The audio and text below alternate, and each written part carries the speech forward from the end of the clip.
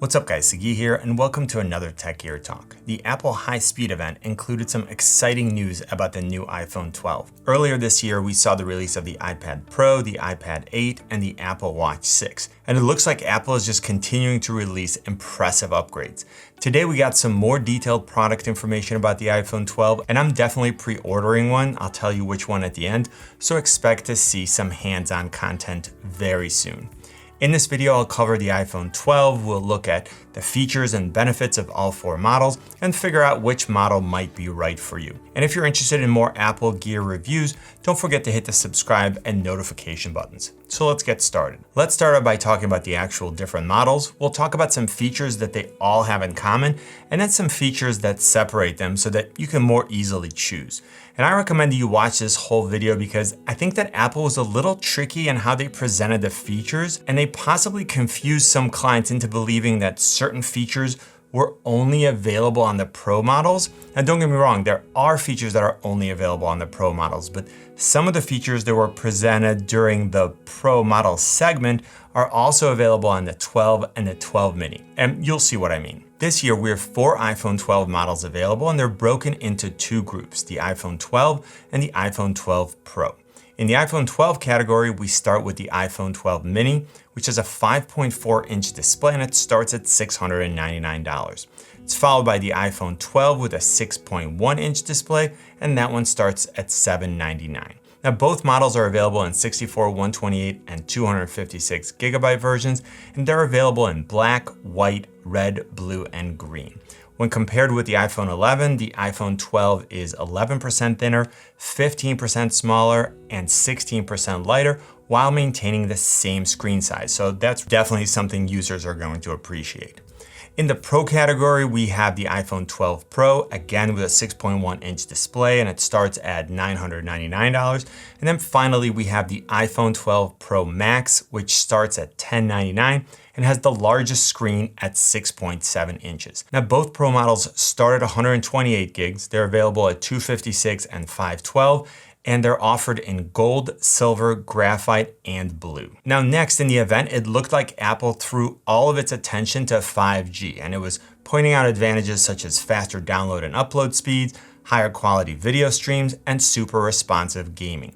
And we know that 5G has lower latency and less network congestion, which allows it to better serve more densely populated areas. Now, another mentioned advantage was a more secure experience because as a user, you're less likely to need to use public Wi-Fi.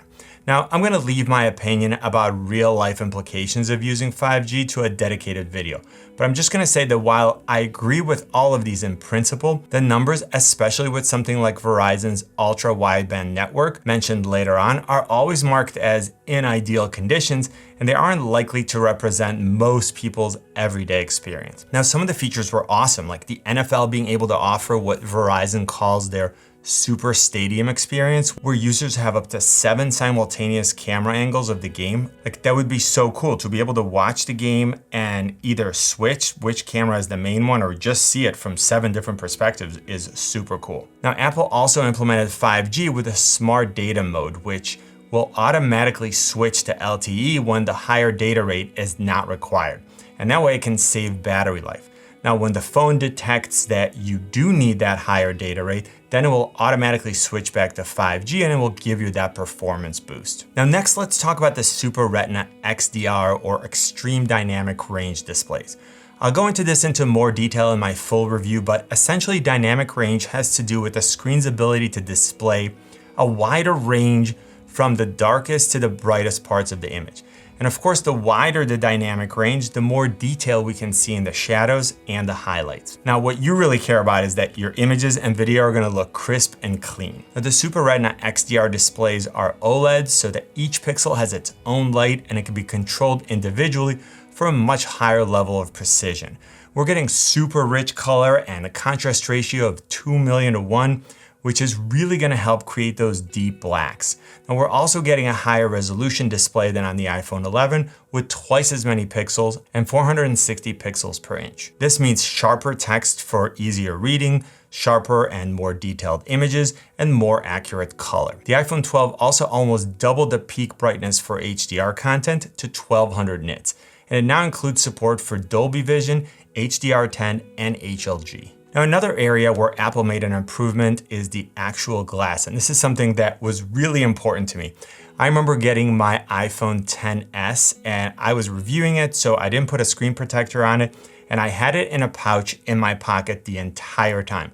And I don't know how it happened, but even in that pouch, it got a scratch right in the middle of the screen. And of course, once I was done reviewing it, then I put the screen protector on and it's been fine.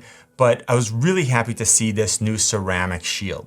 So Apple says that ceramic shield is tougher than any smartphone glass, and at the same time, it's 4 times more resistant to cracking due to a drop. And this is pretty sweet because these two types of protections usually present a case of give and take. So it's nice that we see that we can have both here. And I wonder if this might be the first iPhone where I don't add an additional glass shield. And you know what? I just decided I'm not gonna add it so that I can report in my detailed review, and I'll just take one for the team. Next, let's talk about performance with the all-new A14 Bionic chip.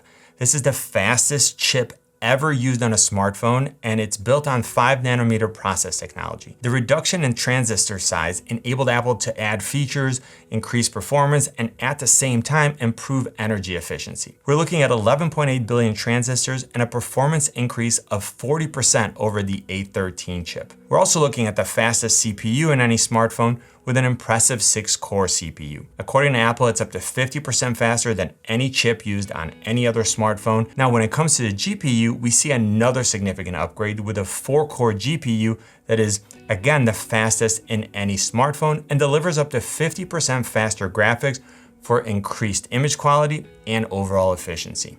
Now, finally, the neural engine for machine learning grew from 8 to 16 cores for an up to 80% improvement in performance of up to 11 trillion operations per second. 11 trillion. That seems like a lot. Now, with all the harnessed power of the A14 chip and the speed of 5G, the iPhone 12 now promises console quality games, even multiplayer games. Now, Apple announced that the most popular game ever, League of Legends, is now coming to the iPhone with League of Legends Wild Rift. Now, Michael Chow, executive producer from Riot Games, promised gameplay that is always responsive and unbelievably smooth, but this of course remains to be seen. Now, with this huge bump in performance, we're going to need to take a look at charging. Now, unfortunately, all 4 iPhone 12 models still come with lightning cables, which I'm not a huge fan of. I was really hoping that my current iPhone was the last one that will use lightning cable, but it doesn't look like that's gonna happen this year.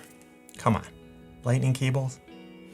A feature that I am excited about is MagSafe, which is an advanced new system that claims it'll improve wireless charging experience. Using a wound wire coil, which now accommodates magnets, Apple is able to automatically align the charger for improved efficiency. On top of that, the eShield was improved to safely provide up to 15 watts of wireless charging. Now, with this new system, any MagSafe accessory like the MagSafe charger can easily snap onto the back of the iPhone and perfectly align for optimal performance. Now, Apple also came up with a new charger for the iPhone and the watch, which I gotta admit looks dope.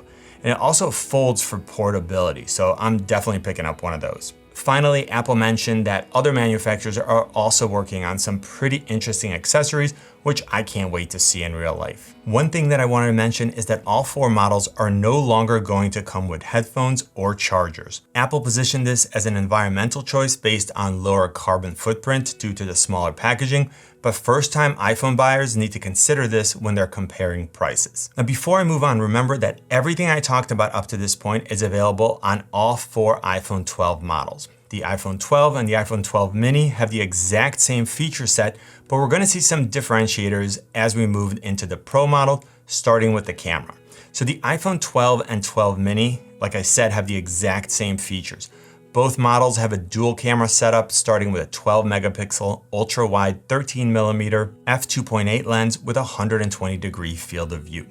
The second camera, which is wide, is also 12 megapixels, but has a 26mm f1.6 lens for better low light performance, and also comes with optical image stabilization for sharper images and video. And optical image stabilization basically means that elements in the lens are shifting in order to compensate for any movement of your hands. Now, like other advanced smartphones, the iPhone 12 uses computational photography to create better overall images, by analyzing the photos in real life. And this allows for things like automatically brightening a face for a backlit subject.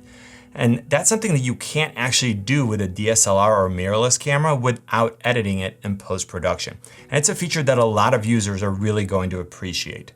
Now, Apple also implemented night mode on all cameras, including the front-facing one, which should open the door to some pretty impressive selfies in low light, if that's your thing. For video, we're getting 4K 60, which is great, and I can't wait to get my hands on one of these just to give it a real-life test. Next, let's look at the iPhone 12 Pro and Pro Max. So first, we have 4 cameras, and all of them are capable of deep fusion.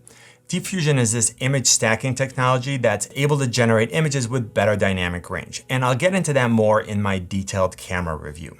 For cameras, again, we start with a 12 megapixel ultra wide 13mm f2.4 5-element lens with a 120 degree field of view. Next, we see the same wide camera that we saw on the 12 and 12 mini models with another 12 megapixel 26mm f1.6 7-element lens with optical image stabilization.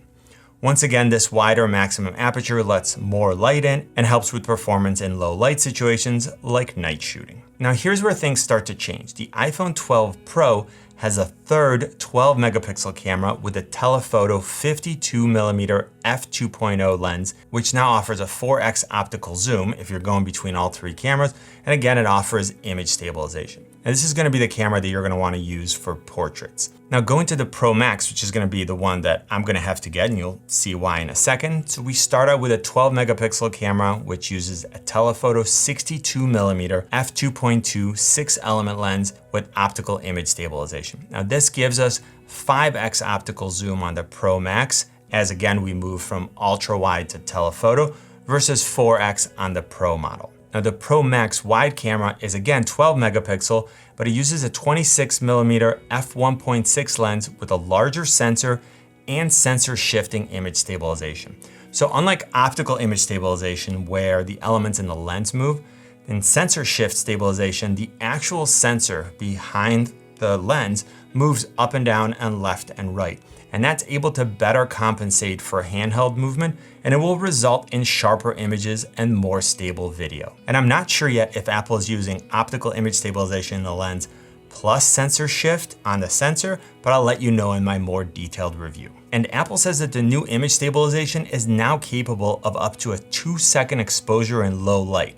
So that's handheld for 2 seconds. And that's something that I'm going to need to see for myself to believe. But if it's true, then wow. The next photography feature that blew me away is Apple ProRAW. And this feature is not available yet, but it will be soon.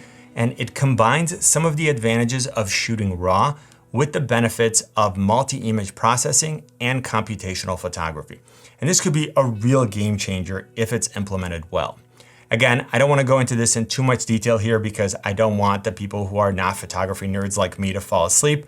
But for those of you who are interested, I promise I'll have more coming in a future video. Now moving our attention to video, we can now record 10-bit HDR, which gives us a much wider color gamut. That means that the sensor can capture and record many more variations of each color for more accurate footage. On top of that, we can film in Dolby Vision HDR, which requires the iPhone to process each frame in real time and make adjustments on the fly for improved dynamic range.